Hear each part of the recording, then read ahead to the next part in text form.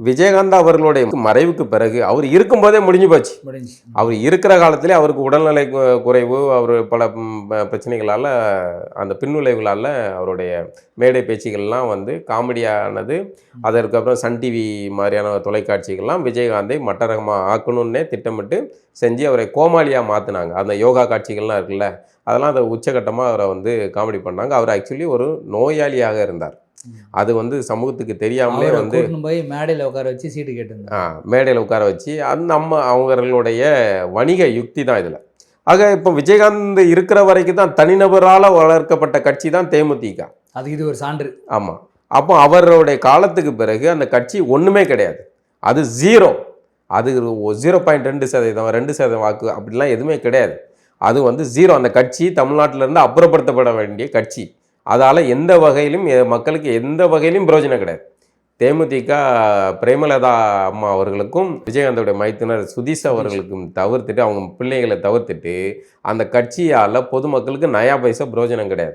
எந்த வகையான பிரச்சனைகளோ போராட்டங்களோ எதுக்குமே அவர்கள் வந்து பேசுவதும் கிடையாது, எதுவும் கிடையாது.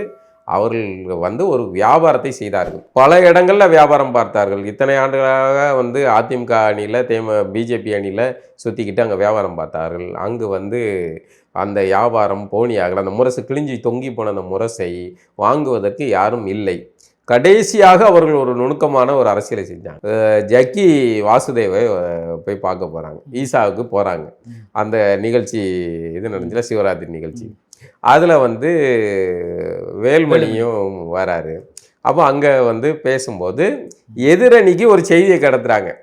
ஒன்று ஜக்கி வாசுதேவ் தெலுங்கர். ஆக ஜக்கி அவர்கள் தான் வந்து அரசியல் சாமியார் இல்லை, அவர் மேல்மட்ட டீலிங்கள் எல்லாம் முடிச்சு கொடுக்குறவர் அப்படின்னு பரவலாக எல்லாருக்கும் அறிந்தது தானே. அப்போ வர வர சாமியாருங்கிற அந்த வேலை சாமியார்கள்லாம் சாமிகிட்ட ஞானத்தை அடைகிற வேலை இல்லைல்ல. அவர்கள் எல்லாம் பணம் பார்க்குற வேலையை, அரசியல் பதவிகள் அடைகிறது. நீங்கள் வந்து ஒரு பதவியை அடையணும்னா இன்றைய தேதிக்கு பல ஜோதிடர்கள் தான் செல்வாக்காக இருக்காங்க. அதுக்கு அடுத்தது சாமியார்கள் தான் மெயின் செல்வாக்கு. சாமியார்களை பார்த்து இதெல்லாம் சினிமாவில் தான் காட்டுவாங்க, ஆனால் நிஜத்தில் இருக்கிறத தான் அவர்கள் காட்டுறாங்க.